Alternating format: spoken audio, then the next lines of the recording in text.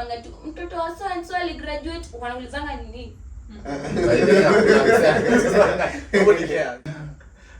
This is the business, It's a business. It's a business. Very business. Tooth Fairy business run by Mr. KARIUKI. Before you drive a car, what should you have? A driving license. Yeah, exactly. Do you have a voter's card? As we are questioning, we will still go back to riot because the older generation, what I'm going to do this, the same old song. Now they will just nyinyi tukisema huyu alifanya nini huyu, can you tell your mom huyu alifanya, atakuuliza go vote for yours. Wewe una voters card. 1 2 action. Ladies and gentlemen.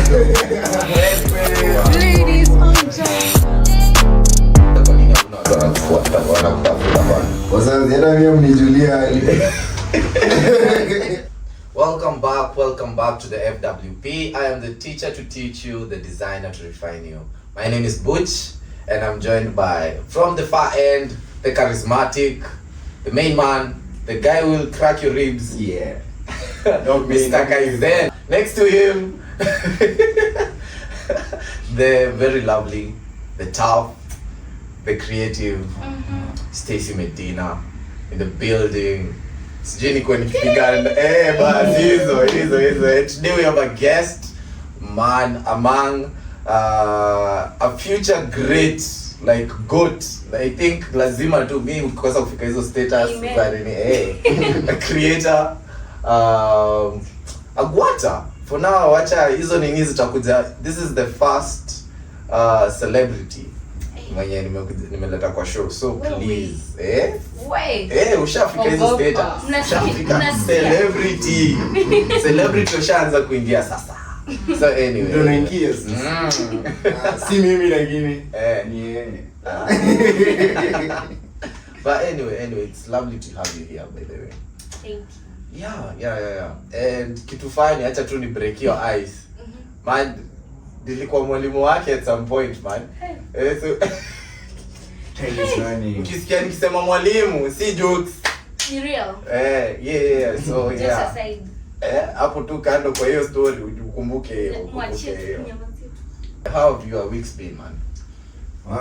Welcome to the new month, November. Yeah, to my fellow men, remember no shaving, manze. Solidarity with Manchester 5 in a row. Anyway. But we've been having an awesome week. Mwezi imeisha. Actually, it's been a while. We are sorry. Tumesema the 9 to 5s will feed into our 5 to 9. At some point, our 5 to 9 itatu release kutoka our 9 to 5. Si ndio? Yeah. How about you, Medina? my week has been okay. Hapana, no. Hiyo ni reaction ilikuwa ya okay. Ilikuwa bittersweet. Ilikuwa. Yeah, man. But unaweza tuambia, lazima hiyo kuna story. Nothing interesting happened, good, bad. It has been tough. I'm multitask. I'm multitasking 2 jobs. Yeah, I'm coping. Haujaambia watu like ulipata, but niliacha umepata gig. Si ndio? Like hiyo hata si gig, si ni ofisi. Yeah. That's nice. Guys, I'm a software developer. Yeah. And I'm a makeup artist. And both of them. And a hack to Maroho. Yeah, so my weeks has been imekuwa not tough. It has been okay, but it have its own imekuwa na vitu zake, imekuwa tu. Yeah. Bundles leo zimeisha za kizungu. Man, umetumia yote kwa ofisi kwani? Ameka kanga wewe. Ni wifi ya Kiswahili hapo, pole. Sisi ndio tumekosea, tumekuweka kwa wifi ya Kiswahili hapo. Jamani. Yeah, imekuwa poa. One interesting thing ni hakuna a very interesting thing ni venye tu. Hakuna hadi like job yenye umepata yenye imekuwa like imekuchangamsha. Huko where is it located? What's the farm? Westlands. The farm like yenyewe. I'm supposed to say. Okay. Unaweza chagua tu or not to. Ama kwanza for now. Not for now. For now. Okay. Ni sawa. You have to ungewaambia what you want. Yeah. Nimekuwa poa. I guess my last weekend, I guess my last weekend was a crazy one. Cause is it everything you thought it to be? Like ulikuwa na chenye ulikuwa na expect? Where I'm at is very good. I thank God. Cause I remember there was a time I wanted to be in the software field. You get Sana. Yeah, I really wanted to be in that space so that I can be able like to kubamba. In ile story. Ile kuoshwa. Oh yeah. PTSD. Yeah, so I would nilikuwa like I guess kitu linadi nioshwe because I was really motivated to do that, the coding and all that. So I didn't see the two signs. Na please, huyu akishow science tuko. This time ujue backup iko. Yeah, because because the other one was a remote job. This one has a physical, it's a hybrid. So alafu kuna tonga mewako huko and all. Yes, so it's a good one. Yeah, so it's an answered prayer. Oh, okay. That's nice to hear. Yeah. Agwata labda nikuulize how has life been? How is it? Since high school by the way. Since high school. When was that? That's 2020 23, si ndio? 23. Yeah. Hizo miaka 2-3 zimekuaje? Shocks on you. Apparently me hata sijui watu nafeel kama watu wana overdo sana kusema ukimaliza shule kuja kunja maisha itapiga. Niko like nimekuja huku nje but sasa ama ni mimi tu cause nitakupiga. Bado you are still young. Wanasema it's the mentality. For real. Let me tell you something. In campus, mimi nilikuwa ni Swahili. High school, maisha. Wamaliza campus. Kumaliza nayo. Sasa ndio bora sana kumaliza. Kuna venye mtu anaweza extend utakuwa babu wino wewe. 10 years is still in when. Hapo inaweza ni hit. Sasa bado na feel like unalipwa rent, ukisema nitumie so mbili unasikia. Ukisema wapi? Bado hujafika mahali pa. Ukisema wapi? Okay, the thing is as in kuna venye watu wanashindanga wakilia sana more like ati nimeinama na nini. That's a choice because unaweza mtu anasema ameinama but ametembea mahali amechukua kiatu ya 5k. As in kuna priorities. By the way. So if you put your priorities right na feel calm utakuwa good too. Heka food first, jaza nyumba na chakula then utakuwa na stress. But sema tu but kuna point at some point kuna time nilikuwa na feel life inakaaje, how is life, but at some point I'm like no bado haijafika hiyo point ya kunisomboya. So I think class umejituma. Mimi nakumbuka Agwata Jewelry nilie search mali Instagram mimi napata Agwata Jewelry. Kumbe sio bado ni hapo. Okay, I used to do that. This is illegal. This is illegal, but I used to do that business at school. It's very illegal and illegal in school na illegal. Yeah, it was illegal in campus, high school. In school, in high school. Ulianza wewe unajua umejistaki wewe mahali. Kuna pale mafans wazee wanaangalia kwa walimu wanajua tu. Mtajua aje uwa my customers. Okay, as in I think it was earning more nikiwa high school than campus. Walai. Yeah. Because it's a hot commodity huko sasa. It's hot lakini sasa shida ni ile it's because unasemanga ati aje kuna risks. Acha niseme mingi hapa. Kidogo una get keep vitu vingine. But you got in trouble for it? Did you ever? No. Thank God because hiyo ni mbaya. Business at school is a very bad thing. Like I think in most all schools I'm kufanya business kwa shule. But hiyo ni Mungu alikuokoa. Alinichunga. Ndio mambo practical ya business style. Lakini kuna No, but funny enough, I'm more practical in business than theoretical. Like nilikuwa nafanya business as a subject and I failed terribly. But see kifika practically I'm okay and I'm like what's wrong with me? Sasa nikifika campus nimesema sidhani naweza fanya business course because I'll fail again. So let me just be practical. I don't need to be theoretical after all. I feel like okay, maybe ni mimi tunafanya hivyo, but no, na degree kama si kitu ina mimi naona kama degree ni papers. As early as now sina na nasema hivyo because honestly I feel like mostly mtu mwenye anafanya kitu yenye I'm influenced sana ama si kitu yenye napenda sana ata feel like that because unaona niko kuna many ways yenye unaweza tafuta pesa mingi kuliko ya what you actually did. Yeah. Okay, what are you doing kwani at the moment? Hey jamani, sisemi hiyo. Sisemi. Na lakini okay. But sasa hivi kuna mgomo so hata msomi. Tusomi but na feel tusome tu. Because as in waste time. Okay. Inakuwestia tu time. Waste time as nataka nimalize haraka nifanye kitu nataka. Unajua ile kitu ni uko like I want to be done with this. Yes, I have something else in mind. So niko like mzazi. Ini ya mzazi. Okay. To be quite honest. In fact, hata isi ya mzazi, this is for the society. Because at the end of the day niko like if I don't do that then ni safety net. Tunaitaga safety net. Nitafanya so nile tu watu waseme after all watu wakisikianga umegraduate wasemanga tu mtoto wa so and so aligraduate wanaulizanga nini? Yeah, so wakisikia tu nimegraduate na hivyo. But my mom really wanted me to do what I'm doing right now. And as much as I know I can do it, I have the potential to do what I'm doing right now very well. Shida ni sitaki kufanya. So, but I can't just blush it off. Let me just ask. Now how many years it waste like a couple of years. It's wasting. Then why are you continuing to do it? This is actually very interesting.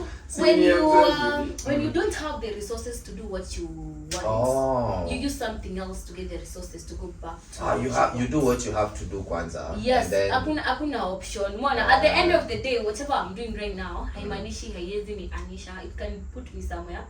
Ni ile tu nisitaki kuifanya for a lifetime. No. Okay, unajua you're talking to a teacher who is currently an interior designer, so I actually understand. I understand what the so when I say as much as painting inafanya sahi, siwezi blush off ati niacha kusoma ati ni bado nataka hiyo first class because huwezi jua what if mentality to change later on and which it did for me. I'll be quite honest. So as in I feel like I can't just say si painting, no, I just have to do it passionately. Siwezi achilia tu hivyo nianze kuifanya hivi because at the end of the day it's still mine. So plus itafungua milango zingine. Exactly. So tunafanya hii and then sasa hii ngoma inaniwestia time. Sasa message to lecturers. Design nimeplan. What's your message to the lecturers? Mimi acha si lecturers. Okay, at this point najua ongea tu through that camera pale uambie what waache nini mimi hata si mimi sina haja na wao tunaweza rudi kusoma ama tukaika online ukaange tu kwa nyumba tusome online at the end of the day. Wewe unaona venye umepasha yule mwalimu mmoja alienda kusaidia class akapata ma lecturers wote 50 olewa nje. Cheki mimi nimeanzisha tuition ya wase wa campus. Hiyo ni crazy. That's very crazy, lakini it's a good idea. Unawaambia tu cheki unaenda mnasema sisi tushamaliza kusoma. So ni tupe exams and then to graduate. Si tunaweza graduate bado. But in ngoma ya kwanza una experience in campus? Hapana, ni ya pili. Kwa hivyo ni kila mwaka. Ni ya pili nimekuwa campus for like this is my second year. And this is the second one. But ya kwanza apparently sisi hatukwenda strike. We were still studying when others were on strike. The same way sahi kuna universities zenye zinasoma. Private universities zinasoma. Yeah, kuna zenye zinasoma. Hata uko sure? Public zote zimesha. Zote zimenini? Zote. So but bad. Last time sisi tuliendelea kusoma wengine wakiwa. So hata ikutu affect. Watu wengine wali have ku extend their semesters to the next year. Ni ile time yenye ni Moi University ama ni gani ilifungwa ile ya Eldred? Moi. Tunajua kuna wase wengi sana walienda bila ku. Aki unasema kama kale. Ninazoea kukaa na wakale. Lakini kuna majina zingine mtu akisema unapatanga tu unashindwa kuisema. As in for real, like hebu sema Eldoret. Oh, unataka kusema Eldoret. So umesema pole pole. Sisi tunataka kusema. Haraka. Eldoret. Lakini kama ina sound fast. Mimi nasikia ikiwa hivyo ikisound. But this mkale na nasikia tu ikisound poa hivyo. I'll be quite honest. Valid.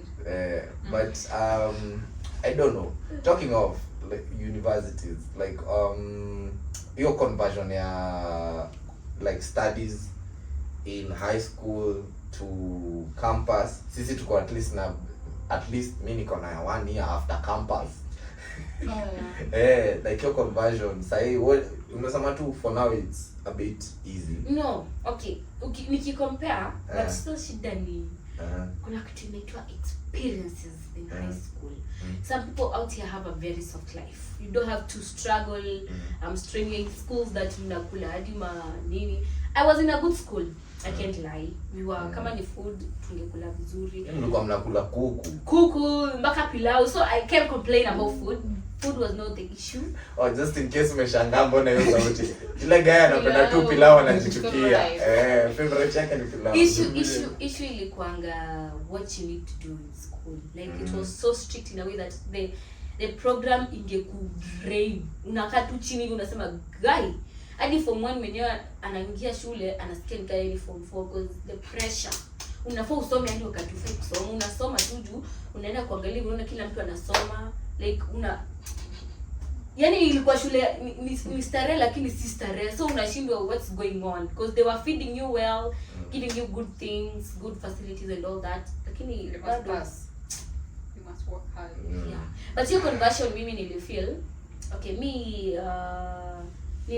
feel like it was I don't think I want to go back to high school. That for a good reason. For a good reason. Aki ni masomo tu. Mbona kusoma hiyo ya lazima nisome. Okay, sijasema ati sisomangi. But like kuna it's more a social. I feel like campus ni more social than educational sana. Because if you don't connect in like campus, most likely utamaliza campus rudi Ocha. Walai. Hakuna kitu itakuweka. Kwanza kama umetoka Ocha umekuja Nairobi, connections zako zenye umemake in campus ndizo nasikia kazi itakuweka bado in campus after high school. You all share the same need. It's more mimi na feel kukua campus inakupatia exposure na inakuallow ufanye vitu mob zenye haungefanya ukiwa high school because you are restricted to a certain program, you are restricted to certain roles, and now here you get to become your own boss. You make your own decisions, as in hakuna mzazi, no one else. Whatever you do unaifanya ukijua when umefanya hiyo decision, at the end of the day mtu atakuadvise na utakuwa peke yako ukimake decision. So na feel like hiyo ku grow up it's good because kuna bit of maturity na it helps character development. Yeah, unapiga character development uko like this is life. So this is how it actually works. By the way, it's just change from teachers to police. Yeah, I like that. Okay, you Peter. Unatoka kutoka kugavaniwa na walimu na kugavaniwa na government. So actually your mistakes count. High school ule ni time out huko ni jail. In high school you ungepanishiwa. But sasa huko sasa ni reality. Time out ya huko ni ya jela.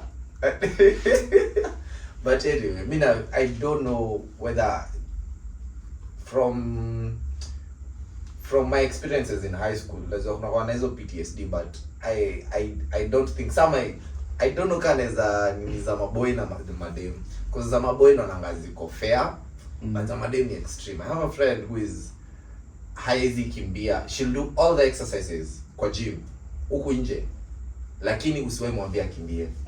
So one day I asked why she doesn't run. MBR. Unajua MBR ni nini? Alisema hiyo kitu atafanya tizi zote. Hata heru kama unataka mkimbie mpe bike basi ata ride bike. Kimbia ya ride bike. She's not running. She ran enough that for years. So unakimbia jameni mpaka unashangaa. But then alikuwa tu shule. Now that I think about it, she just was. Yeah, I was school you had to run.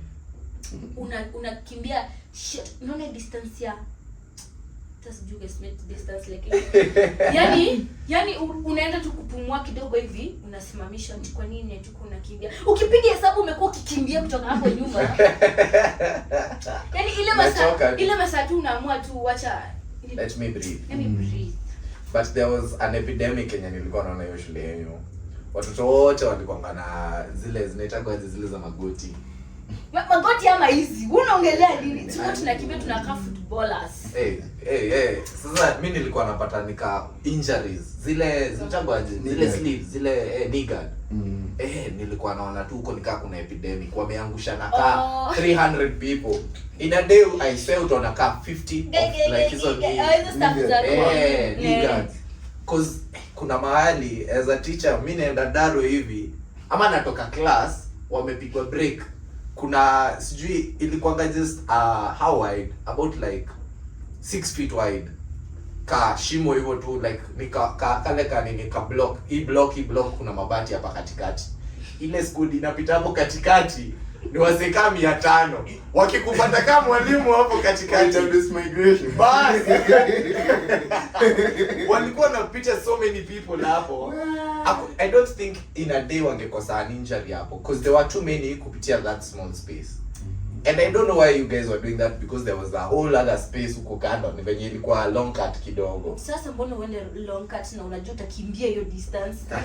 Finya ndani kwa hiyo distance kidogo. But umejua ilikuwa inaitwaje yako kanini? Ilikuwa between sijui hizo blocks zilikuwa zinaitwaje? Hapo kwa notice board kulikuwa na kwa notice board hapo. Hapo hata unasimama hivi kwa corner tu. Ukipitwa hapo na wanafunzi that's it. Hapo ulikuwa as a teacher ilikuwa unaangalia time yako. So I have a story ya hiyo shule. There was this guy nilikuwa kwa department ya history. And there was this guy mwenye yuko class. Umse alikuwa amedoze. He was big. Alikuwa so big, the guy would just do this. Amelalia like. So bora amefanya tu hivi, yako comfortable. Ako kwa pillow hapa. Sasa kitu yenye ilikuwa inanishangaza, lunch break zilikuwa saa ngapi? From 1:15 to 1:30. Yeah. So mlikuwa mnakula 15 minutes. Lakini by the ati 1:15 sijui form 4, 1:20 form 3, 1:25 form 2s. Sasa hiyo ni 5 minutes. 5 minutes. 5 minutes. Kwa mamaliza unarudi. Okay, lunch break ilikuwa hadi 2. But sasa kuna shifts na pia ukiwa ina depend na your form. Ukiwa form 3, form 4 utakuwa na utahave kwa class by 1:30. So au wengine ndio maybe wako allowed ku extend hadi hiyo 2 because watahave kufagia after kukula. So na pia form 4 mko like hapana being class. Actually hata si hivyo. Kulikuwa na kitu ilikuwa inaitwa nini lunch hour. Lunch hour nilikuwa najiita papers, it's like a shortcut after every lunch kuzipeleka hizo ukikosa ni issue because unaitishwa file ya every day umefanya, so it's you had to run do ufikie hiyo. But your population was so big. Mimi na feel like mlikuwa ukiwa walikuwa population ya sisi yetu ilikuwa 500 something, so uliacha kiwa around 2000. Hapana, ni wengi juu 500 hiyo class yetu hiyo form wenye tuliacha nyuma hawa walikuwa 6 something, hawa walikuwa 700. So uliacha kiwa like 2700 to 3000, between 2700 and 3000 students. Yeah. Kwa run ilikuwa tu hectic. Na wanakimbia wote wanakimbia. Imagine wakupate mahali kwa kona hivi hawaja kuona. If you don't run, like you have to have a letter excluding you from running. Ilikuwa tu lunch au unasikia tu ukiwa nini inatetemeka tu.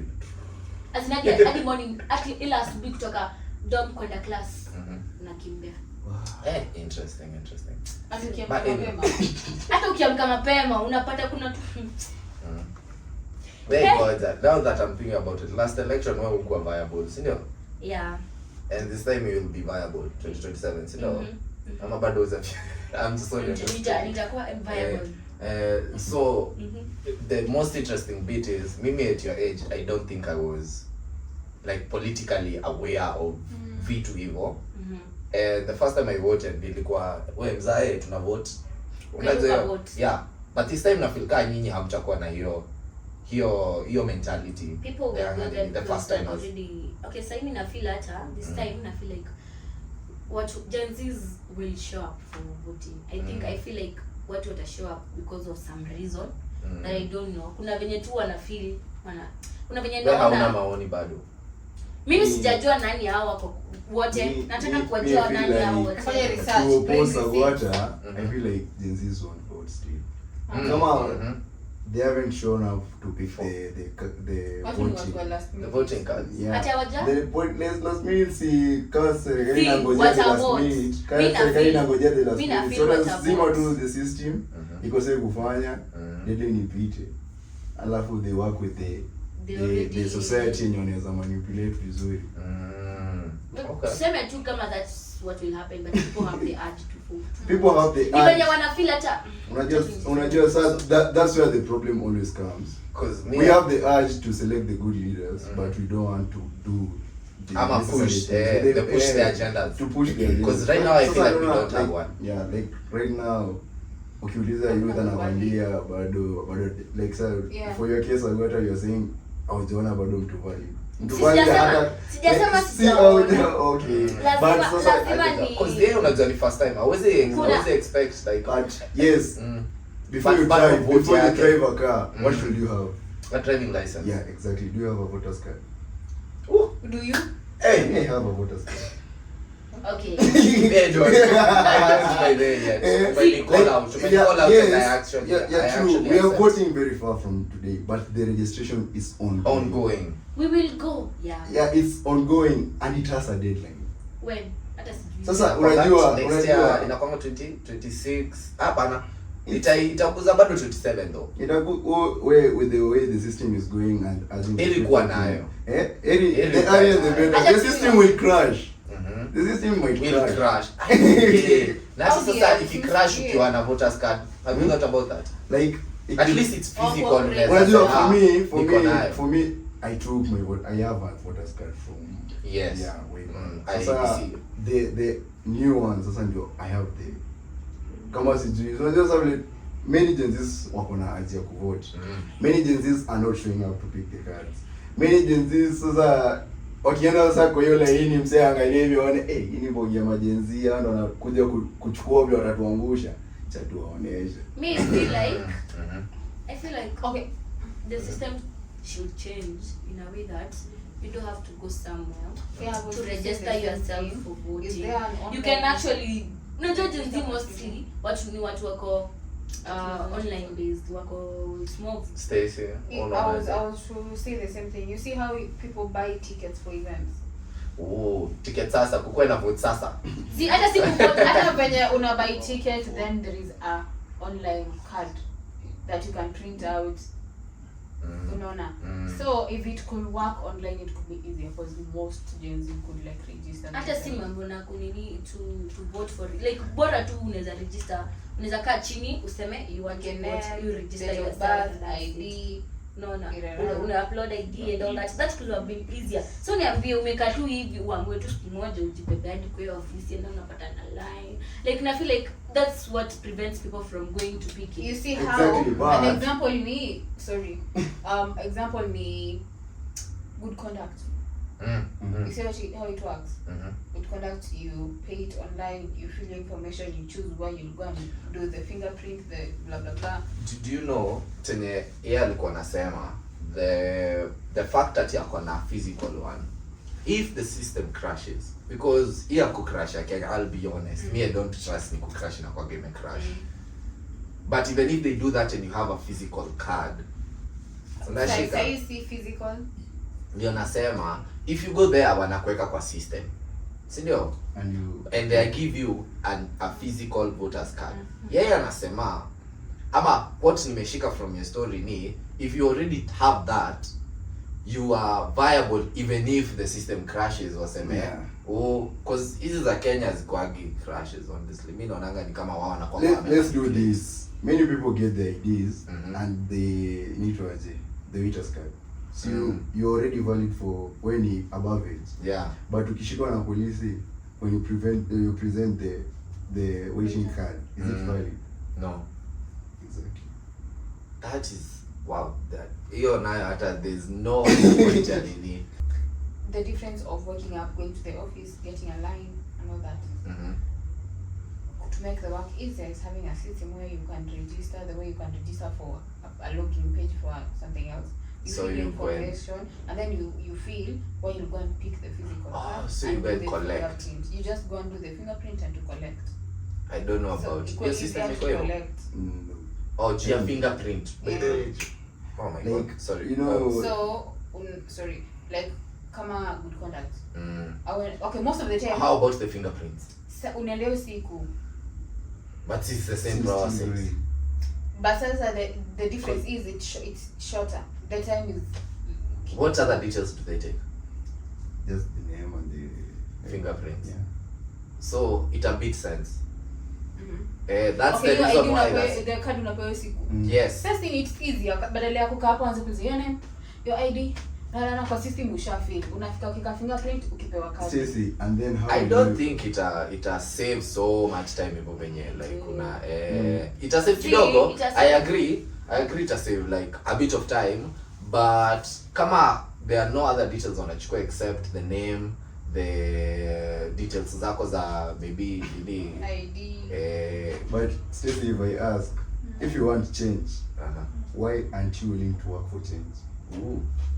So In short, when developer. Let me Later, because you have the idea number. It's something I thought of saying, and I'm like, okay, that's a nice project to work on. Okay, but nini tuanze. Pia for someone to vote lazima kuwe na mtu wa kuvotiwa, right? Like for you to go and campaign imeanza hii mwaka. Kishaanza, si ndio?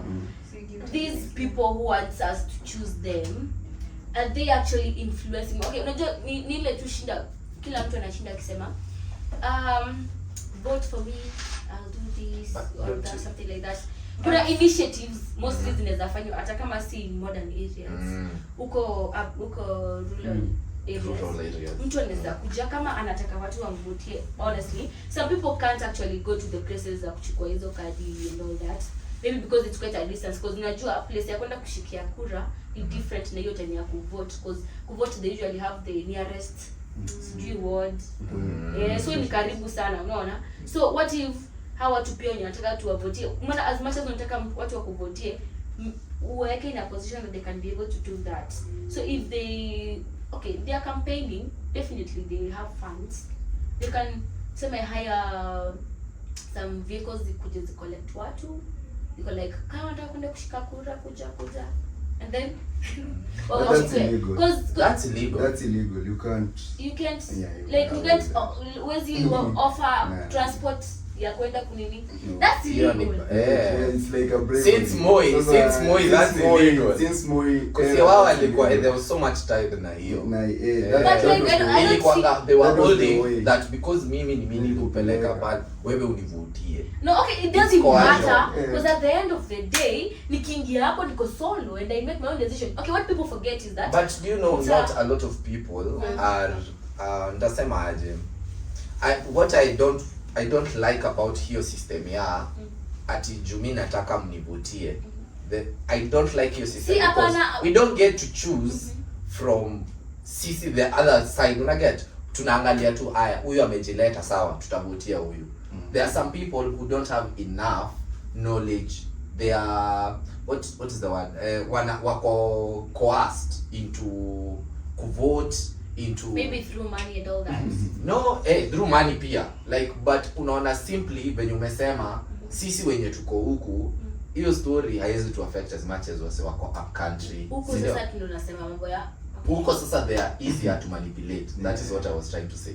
So whatever venye unasema like wase kama unataka kuvotiwa I don't think this is what should happen this time. We should alisema hatuna agenda, which is right, but we should have an agenda tuanze ku formulate systems, because right now we don't have a system.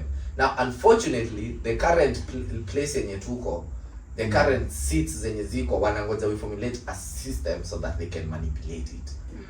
Because now I was thinking I guess compared to other elections, this coming election will be kind of different kwa sababu if saisi just came to mwenye go like, oh, nitaka kuwa president and all that. Oh, by the way, I baba man. Matiang'i na anaitwa former chief justice Marana. This time round, nona kitambo people walikuwa lean more on I will do this, I will do that, I guess this coming election people will be like, bring your history records. I actually like that. Of which most like people like wazungu, like people from the Nini, they usually decide kufanya anything international, they would want to see your previous records. Because now I'm talking about I will do this. Ushaifanya nini tangu uzaliwe? Which social tangu uzaliwe.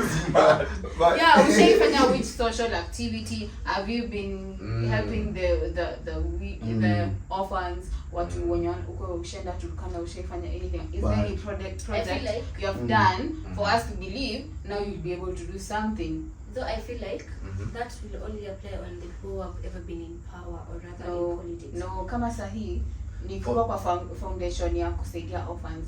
Maybe once or twice in every year I do a project. I go and take for them food or clothes. Kaizen. Unaona. So mtu akisema I will do ABCD and na haja hata like hajawai fanya anything even if it's too small. But kidogo nani example moja. Unakumbuka last election kulikuwa na this girl mwenye alikuwa anajiita Toto ashaifanya. Okay, si eti ashaifanya nini, sijui, but she was just random, a very random person who just came up and when alijipresent watu walimvotea si win. Unaona? So okay, maybe it will apply for these candidates because they have ever been in power. So watu watakuwa like umekuanga, what have you been doing? But you know that's a show of character. Okay, hata si hivyo, you see? Yeah, like huyo nani like ilikuanga character yake ndio tulijudge. She was among the few people when you truly choose off of character, not popularity.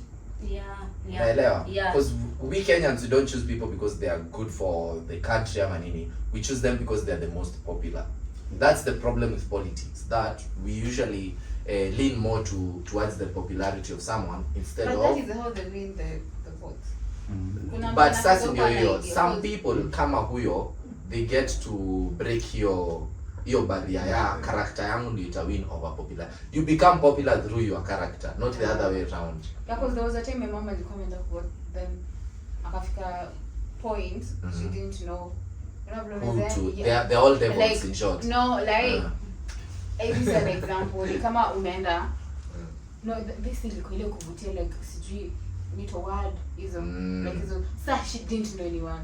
So nileo naangalia sura gani kwa familia ama aliona kwa posters ama like CC. But that's exactly what I'm saying. But that this time we should try and get them utmost knowledge that kitambo wase hawakuwa wana go out of their way kwenda kutafuta like knowledge ya kuhusu politics. It's the politicians who used to bring it to them.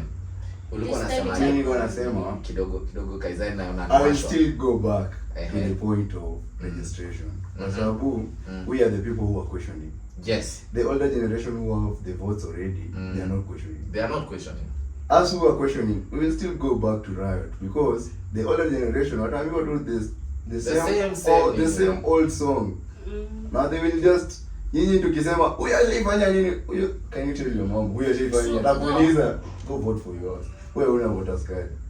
Yeah, man, that's a good point. Uko na point. Okay, the thing is, if all Gen Zs decide to vote, they can actually make a change. That's when I know. No, as much as the system is not manipulated, like hizo mambo za kucrash ni kama zitakuwa like and people actually go for voting and equate something clean, then people can make a change, because say as we are talking, watu wako na information due to the like the what do we call the maandamano that has been going on, it may reach out like the whole of Kenya right now. Najua watu wako na information about the politics that is going on, so I feel like this time things will be different because people are now aware of how things are. Hata kama ni aje, kuna venye tu information imefikia everyone wherever they are. So that the only thing nimesema, people should actually use what we have. Sasa hatuna hiyo system tunasema ya kuregister online and all that. We just go for that wherever voters card and we show up for voting and we actually vote, because ni wenye watu wanaonanga ni kama voting is something millennial. Unaona? Okay, like mimi vote, mimi siwezi vote, sijai vote, why should I vote? Unaona? Na I feel like previous years watu walikuwa wameview hiyo kitu kama something millennial, like Saying they may to affect. They're like, no, we need to actually, because we have the capabilities to do that, we should actually do that. And I feel like it's more of awareness, ama kushinda kukumbusha watu why they should do what. But that's what we should do, the Gen X. But you know, okay, the reason why I love history is because history always has something yenye you can only, I don't know, mimi napanga wale wase wenyewe, the future has already happened in some way in the past. We forget that the guys we are calling the older generation ni Gen X. Gen X ni watu wa saba bro. Ni watu wa maandamano za walimu wa 1990s. Hawa sio walifinywa na Moi vibaya sana, si ndio? Hawa say washa experience chenye sasa tuna experience. Ile time kulikuwa na maandamano, they were very concerned with us because they know. They are not like worried about a fictional thing at home, mtapigwa, mtauliwa. Wao wali experience mabishto wao wakiuliwa, wali experience. So say now that their parents, hiyo nini li kick in, usiende maandamano because they had already experienced it. But I did one thing after, I remember kuna time tulikuwa tunaongelea hii story and I called my mother. I was like, yo, ma, kuna hii story, like, sisi wenye hamtaki tuende maandamano. Nyinyi ile time mlikuwa young na kulikuwa na maandamano, mlienda. And then yako like hiyo kwanza hiyo time ungeniambia nisiende maandamano. Una get? So yeye alishaenda. But ako worried because she's still a mother. Ako worried kuhusu safety yangu. Na hiyo time nakumbuka alikuwa anapiga daily. Najua tu hiyo sikuwa solo. Ulikuwa tu nakaa hivi hadi ukiwa umechill tu kejani. Hello, uko wapi? Tuma hadi video, sikuamini. Niko tu hapo niko like man nimechill tu, mimi naangalia tu mabati yangu tu hapa hivi safi. But sasa yeye hajui hiyo. Yeye ako like you have to stay safe before you nini. Ati acha watu. But sisi we are after, how will I say this? Education yenye wametupatia, it's for a reason, so that we can be more knowledgeable than them. So there's no way you can come and give me knowledge and then come beat that knowledge. Una get? Ile ushani enable kusonga mbele yako. Hauwezi kuja tena univute. Una get? Univute ati hapana umejua sana. Ni ile story ya kizungu. Umepelekwa shule miaka 19 and alafu unaenda nyumbani unaanza kuongelesha kizungu. Hapo sasa wewe. Wanakwambia sasa hii kizungu yote unatuongelesha tufanye. Bro, ulinipeleka shule nisome. Ulikuwa unataka huko shule hata tukua tunaleo kuongea our vernacular languages.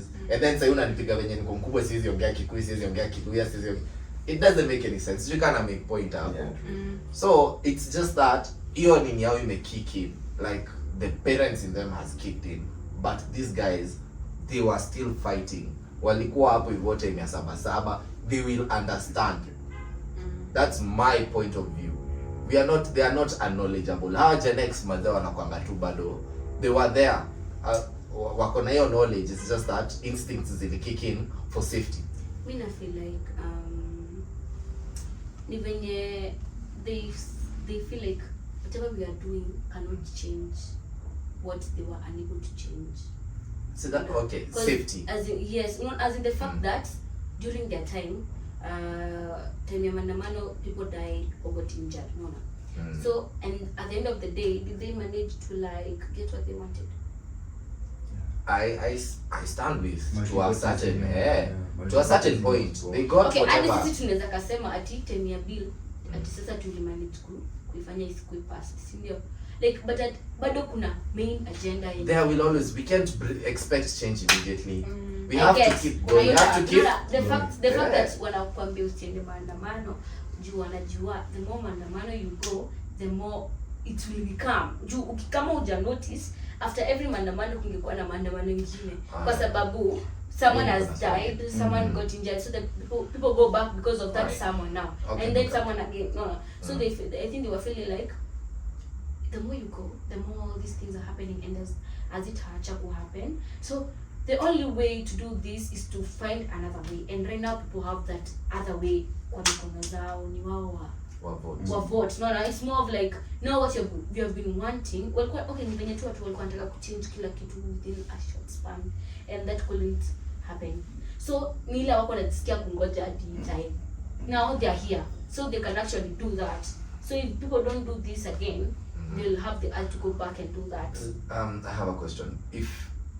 Have you seen what's, because it's a good segue into going into whatever is happening in Tanzania. They've been blackouts, say our release information vizuri. They've gone through, tumeona videos za msee wa IBC akipigwa mabari mahali anasalimiwa kidogo juu ni Suluhu versus ilikuwa Samia versus Suluhu. like it's the same person. So hadi unashangaa, what do you mean? Niliona video ya jeshi wamepanga like a whole polling station, ni wasee tu like ni jeshi tu, ni maani zimeline huko, una get? There is no way you want to tell me we'll have to wait for something of the sort. But we can't do the Tanzanian way since we have a constitution. Tanzania they don't have a constitution. Yeah, that's what I was gonna say. Okay, they have levels. There are levels. If you want us to go that way, like to check, let's check the records. But if you see, like for Tanzania, if that president ulisikia, if ametangazwa, you can't do anything. For us, you can't go to court. But for us, what happened in 2008? Sisi tukiandamana, constitution came in 2010. Yes. In 2008 we had no constitution. Good. Okay. As much as tukipiga kelele, nobody wangetusikiza. But right now, tukipiga kelele, the other bodies will have to rather say like the other bodies will have to come in. What I cannot object is that we are in a better situation than them. But in some senses, even when you umesema, it has come with time. If it ilianza with multipartism, sindio? That's 1990s, sindio? Then came 2000. Hiyo nini haiku change, like walienda to multipartism, that was manipulated. Then Kibaki came. Then 2008 had to happen. Una get? So many people died before the constitution. Una get? Like when you unasema, if you are going to check records, then check all the records. Sindio? That hiyo fight ya 2010 tuseme ilianzia 1980s, hata si 90s, sindio? So that ya 1980s ili to protests, to Sabasaba, to 1990s multipartism, to 2010, to now 2024 mahali to whatever happened. Hatuwezi acha sasa tena ikose kuingia kwa record. Inaweza happen katikati, something can happen hapa katikati, but if we sit and wait for voting, si feel kama itakuwa enough. So the thing is, because as we are sitting for voting, like tukingoja voting, they are passing bills. They are passing bills, they are manipulating the system towards whatever can favor them before we vote. Okay, you see about that now. That's the same reason why watu muliandamana. Okay, you can, kuna reasons za kuandamana. See, people go out there saying justice for this, no bill. See, people go out there knowing with an agenda. See, that's why when first people went for maandamano first because of the bill thing. And that was something they were able to control. Unajua unaendanga ukijua at the end of the day there's something that can be done about that, So in this case we went there for no billing and there was no billing, They heard our voices. Kulikuwa na justice. As much as they manipulated the whatever and made us believe that justice had been served, bado hiyo justice ilikuwa served in whatever way it was served, in very minimal ways, wherever, but at least at the end of the day waliwafanya mkoona wamefanya kitu na. But hiyo si ndio wanatuficha na hiyo. Those are things that you guys, okay, sasa hiyo huwezi kaa useme ati kusikwe na mwende manaona tuamtaki kukua na voting, because that's something that you cannot prevent. At the end of the day it has to happen. Yes. So ni ile tu watu maybe wataenda protest if they don't get what they expected to get after the votes. Me I feel like hiyo voting process mtaachiwa, itakuwa normal vile inakuanga. Maybe now you'll come later and feel it after the announcement and all that. That's when now people start going back there, because I don't feel like they're going to manipulate any system when it comes to the voting. I think okay, I'm not sure about the bills to be easily kupasiwa, but I think what he's trying to say me, they expect maybe kutokana the maandamano after. something will happen after. So they're trying to pass things in case it happens. ABCD will be able to prevent us. But so wananika could defend before it happens. So it happen in case kuna maandamano, bills zimepasiwa enye ita protect. Ndio maana sisi tuko na hiyo, we are at a position where we can actually say no to the passing of the bills, because that's the only thing that can favor us. But not even the bill. The constitution is powerful. The constitution is the Bible of law. Yes. The bills, how many bills do we know? We know of very minimal things, but we know of the constitution. So if the constitution says no, I guess that's those bills. But one thing about law you have to understand is there is always a loophole. Sindio? So we have seen that with the lawyers. Lawyers now wanajuanga ku manipulate the system into always having a loophole. Sindio? So now the question being, is the constitution able to hold itself without us actually like always diving in? Unaget? Venye akipass hii, yeye akifanya hivi tuko hapo na yeye. Unaget? Because this whole thing sisi hatuwezi kuwa tuna defend tu kila time. Akiata kuna defend. Unaget? Lazima tukue pia sisi tuko na kitu yenye tuna forward. That's what we are lacking. Unashika? Because wao wanaulizanga tu hawa watu ni sawa hamtaki huyu mtaeka nani. You understand? But that has to come this time not from popularity, from knowledge. Because ndasemaje? Kuna point nilikuwa nimesahau ku make. If we check sahi Kenya, if you look at the surrounding, we have to also talk about Tanzania. It is imperial, like sahi ni lazima tuongea about the situation in Tanzania, but we forget there is a worse place than here. Its name is Al-Fashir. In Sudan. Because as we have democracy, when you mesema they have democracy but in caps in Tanzania. Kuna mahali huko Al-Fashir they have military rule. Kama uelewi what that is, it is basically nyinyi hamna say. So if we are arguing from a perspective ya heri sisi wacha tutulie, then we should calm down. How many putting people in a field, man, is insane. It's sick. But me, one question then is that it's really eating me. Is Sudan part of the Commonwealth? I don't think it is.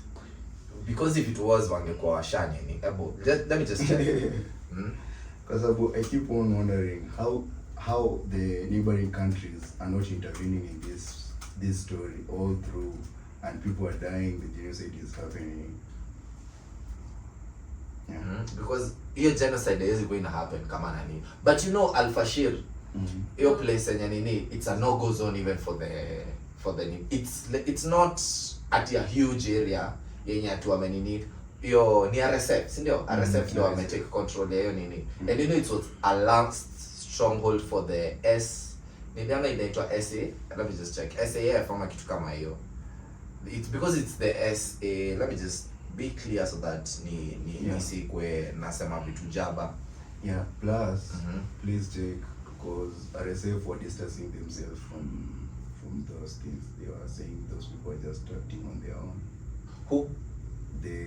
They're not taking responsibility for whatever is happening in Al-Fashir. They are no part of that thing. What's his name? Hemedi, nani alisema sasa hivyo? Hemedi was the one saying, because the main culprit is called Abalulu. Yeah. Abululu something. That one was recording and doing the videos in TikTok and stuff. So yeye ni anachukua hiyo nini? Next time now is the one receiving the fall, but you know the war is big, very big. Because here it's a small, I think it's a city. Let me just check. Tusome hiyo nini vizuri tu. El-Fashir. El-Fashir. Okay. So who is fighting and why? The conflict began in April 2023 when the Sudanese Armed Forces, the SAF, and the paramilitary Rapid Support Forces RSF, formerly allies, so kuna time walikuwa na pamoja, turned against each other over power sharing and integration of forces. In Darfur, especially North Darfur, I think like a general area, the RSF and allied militia groups have been battling to take control of strategic locations such as El Fasher and various IDP camps. So easy places in camps. El Fasher remains one of the last major strongholds of SAF in Darfur. So El Fasher yenye sahi inapigwa na RSF. Sindio? Ama sema Abululu, I think. Abalulu ama Abululu. So yeye mwenye anaipiga ni venye hiyo ni the last stronghold. So yeye akienda huko awapate, aliwafanya nini? Hakuwaua at immediately. Si alisecure hiyo area venye hakuna food inaweza ingia. Hakuna any form of, cause hakuwaua at like alienda tu akawashoot. It's just that the place was surrounded. So there's no food coming in and out. There's no water coming in and out. Mkufe with disease, with hunger. So amewa hunger raid in short. But of late venye hawa so wako wicked, ndio sasa anachukua hizo videos, the gruesome videos that you are talking about. So the recent developments and escalations, intense attacks by RSF forces on IDP camps such as Zamzam camp and Abu Shuk camp have forced massive displacements. Around 400,000 to 450,000 people fled within a short period of from the camps. Humanitarian access is severely constrained. Roads, aid convoys, health facilities are under threat. Water, sanitation and food supplies deteriorated sharply. Hapo karibu Kikuyu ingia. Deteriorated. Zote zinafanana. Attacks on civilians, hospitals and camps have been reportedly documented. For example, a drone air attack on a hospital in El Fasher, killing dozens. So basically, your place ni kama ilikuwa like ni the last stronghold ya SAF. In short, I would say tu chenye imehappen ni it's the last stronghold alafu wameipata. So when unasema kani the commander mwenye alikuwa hapo mwenye ametake a bit more nini, imeenda too far sasa. Imeenda too far. But that's what comes. Kuna democracy, then concentrate on democracy, military rule. Like military wakichukua sasa hakuna kubonga, ni actions peke yake. Anyway, I feel like tumeongea nini sana. Itabidi kwa sababu to the game. Break the You know tumeingililia nini. But we have to talk about these things because man, imekuwa too much sasa. Imekuwa too much. Let me just I think I don't know kama anyone has ever played this game. Sasa watu like so fight between two parties. They are not political parties. Yeah, like two forces. Collateral damage. So nyinyi in short the way they view is nyinyi mesaidiwa na SAF. So nyinyi ni part of SAF. So sisi tukichukua hii area nyinyi ni nyinyi mtasafa. Si nyinyi mnawasupport, mliitikia wawasaidie badala mkuje kwetu mtatii. Yeah. That's the problem with military. Wao hawata argue ati tulikuwa tu tunataka food.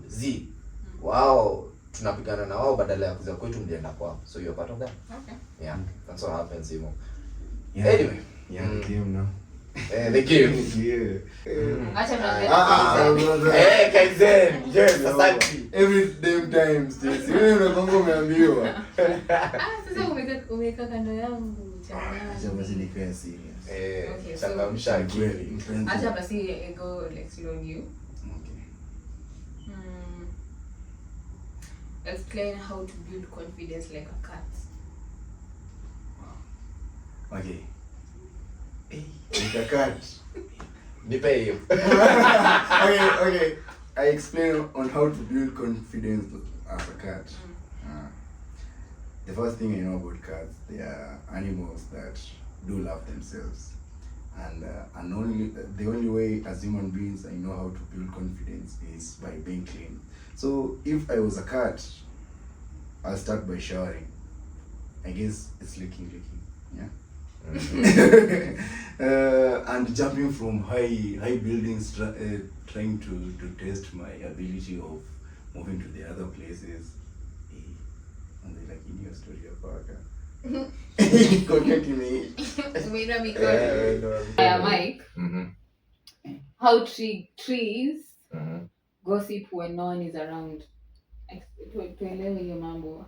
How do they do that? Oh, I have a joke for that one. What is the one thing that's common between what's the common language between trees and dogs? Bark. Yeah. Yeah. So that is the one thing you need to know about trees. They bark. So once you are not around, that is the language they use. And not only do they communicate with themselves, this is the reason dogs also like going in the trees, because they can communicate. They also gossip with the dog. Thank you for your time. Hey, we know because that's how you play that game. Men and dogs. Wow. Because they also like going to the trees. Wow. Umeget. Hapa sasa explain vizuri. Reality. Okay, let's go back to you. Now you have an idea. Explain how to politely ghost someone. Ghosts. Okay, first, if ghosting someone. Okay, so number one, so if someone calls my phone and I want to ghost the person, I'll just pick the phone and just be like, I'm gonna call you back in a sec, and then I won't call back, or rather I'll just not pick the phone. And then if someone texts me something that I don't have an answer to, or rather I don't want to reply to, I'll just send a laughing emoji.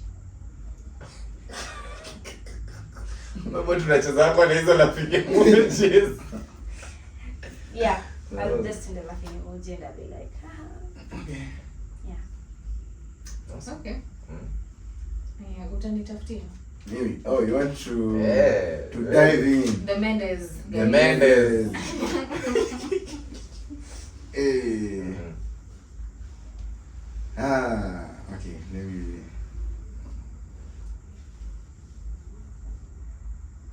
Usinitafutie ngumuri, wallahi. Mtafutie. Wallahi watu wangu. Guys. Mtafutie atoe Mendes tena. Yeah, Stacy, welcome to the game. Thank you. Now you have to explain the science behind good vibes only. Energy management coach. Yeah, as an energy management coach, I'm that one person who knows very well how vibes works. Yeah. So, what is the question, please? Explain the science behind good vibes. Yeah, the science behind good vibes. They normally say everything works as an energy. So vibes is energy. So once I come with good vibes, I will attract people with good vibes. So that is all about energy and frequency. Yeah? I guess that is self-explanatory. Do I continue? Yes, please. Yes, thank you. Now, for example, I'm going to a place, I'm in a good mood, I'm good vibes only. Yeah? That is a frequency I've made. So when I meet with everybody, they will get into my frequency. So that is the great science behind good vibes. Thank you for your question. Yeah. I see you did research. Bad vibes. Well, I'm going to explain bad vibes. Oh, it was good vibes. Well, I'm going to explain to bad vibes. Hey, my God. Love is your hand. Last time explain hadi nikajiuliza huku ni wapi naenda. Nimefika dead end. I don't Patia Kaizen, patia round 2. Patia round 2 tuone. Agwata. Try again. Sasa umepata the gist of the game. It's all about confidence. Yeah, you just confidence. Hata kama ujui una create to like something out of nowhere and make it feel like a good It's idea. true. Yeah, it's true. Yeah, Agwata, the ball is on you. How to convince birds to respect the no-fly zone. Okay. So, first thing, birds, they actually don't have they don't think for themselves per se, and you can easily manipulate them. That anything is anything. For instance, you can create scarecrows and they'll think it's you because they can't actually differentiate between a human being who's a human being and a scarecrow. So that's when we can actually convince them that you're not supposed to be in this area by putting such. And you can also use some strings in a way that the birds, birds are very sensitive, whereby even by touching them or actually coming near them, she'll send them away. So if you put strings above the area that you don't want them to come, like to land, and they actually get into contact with the strings, and they're gonna be chased because they'll be like, oh, okay, where am I? Okay. That's a real point. Yeah. Brian, hey. On to you because the board is on to you, No, bro. It's all to you. Yeah. Explain the global shortage of left shoes.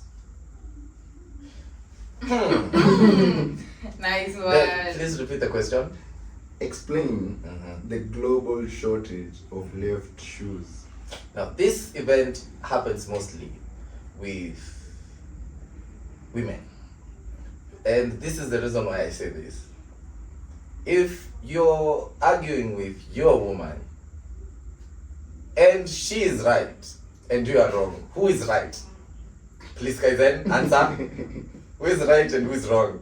If you're arguing with your woman and you are right and she is she is right and you are wrong, who is wrong? I'm wrong. And what about if you are wrong? If she is wrong and you are right, who is wrong? I'm still wrong. And what about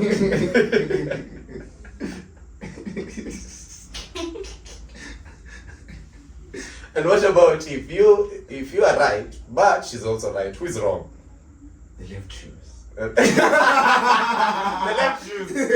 So in short, because they're always right, the left shoes always feel left out. So now nobody's stealing the shoes. The shoes are just getting away by themselves. I swear to you, the shoes are just getting away by themselves. Yeah, and that's how that story is. So there's somewhere where the left shoes are having a congress, mahali. They're just, together. And once we find that out, as men, we are gatekeeping that place. They can stay there. Thank you. Wow. Bro, you're talking from experience.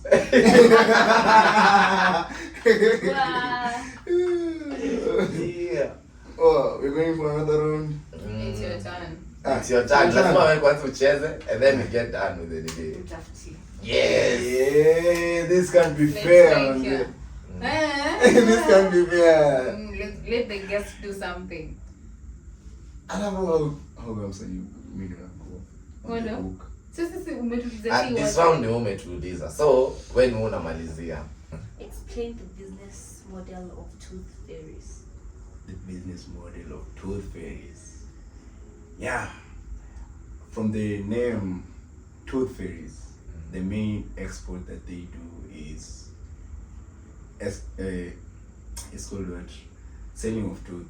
Yeah. So these tooth fairies, they basically partner with your mouth. Yeah. And they do business with your gums to weaken the teeth so that they can be loose. So they're just like lumberers of your teeth. Yeah. So they will come. Ngoja, nimetaka kucheka, guys. I'm just doing like okay, sorry. This is the business, It's a business. It's a tooth fairy business. Tooth fairy business run by Mr. KARIUKI.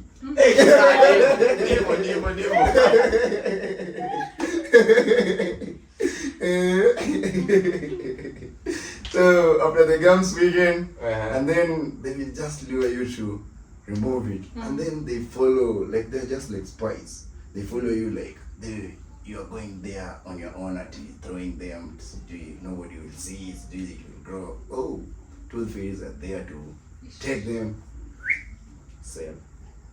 So they're making a killing. Killing of what? The truth.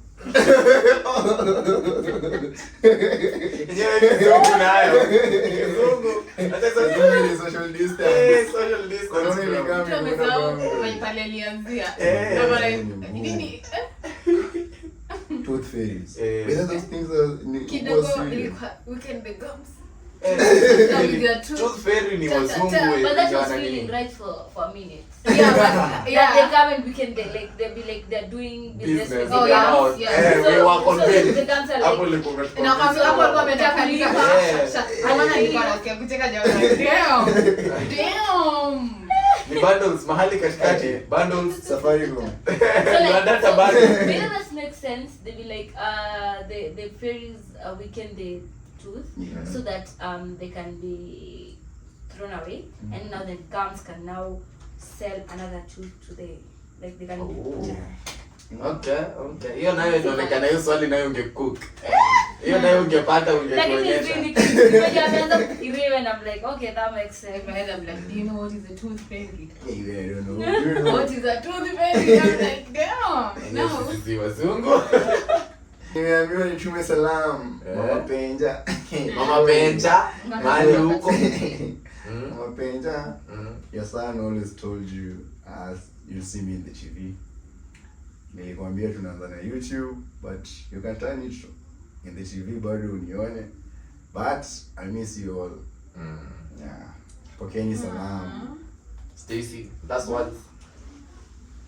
Umeni ambush. The last words Last to one. 21. Oh, 21. Crushing. Hey, I would want to tell everyone, love yourself, have a blessed week, be your own source of happiness. Nice. Agwata, what would you like to tell your fans? Guys, this is a new platform for me.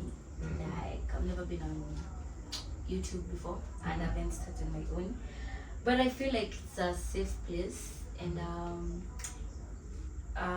you guys hosting me was such an honor.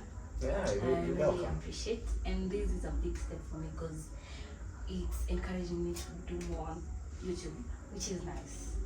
And for my family, I love all of you, but I love my mom most. And for my sister Molly, I know you like watching YouTube. I think you will come across this, and make sure you like and subscribe and share. Sijui hata nifungie hapo. Wait, before the kuongea, I would want the guest atuongeleshe na accent ya Kisii venye anaongea kwa TikTok yake.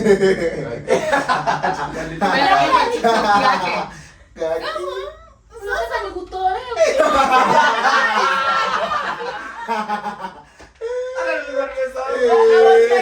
Anakuwa in character. Anaambia watu mimi By the way, mimi ni yule msichana wenyu. next time the whole I said we are calling you back and the whole show you just need to stay in character. Gaki mpaka niishe tafadhali. Hakuna change. As they say, guys. Change of lazima wasinizoea sana na waongelesha hiyo kinini, at least wa feel familiar. Mwambie muendelee kunifollow, kunisubscribe. Mwana kororeti virende mko tonyorali mwa like na subscribe. Na kuambia. Nice. Mimi ningewaambia na Ki-Chinese. Mimi bado sina mafans huko. Na kidogo tu. From me, the connections you make in school, I think that this is what to Agwata and everyone else who's watching who's still in campus. The connections you make in campus are the connections that are going to hold you down after school for quite a while until you can get stable on your feet. So not only is campus just for learning, tafadhali get connections. The brothers I am with right now are the same ones who I was with in campus. They held me down. We're still building. This platform is just courtesy of the same people who I have played with in campus games. The same guys who we are building a company with. So please, word of advice. Anyway, always keep it Fundi Wangu.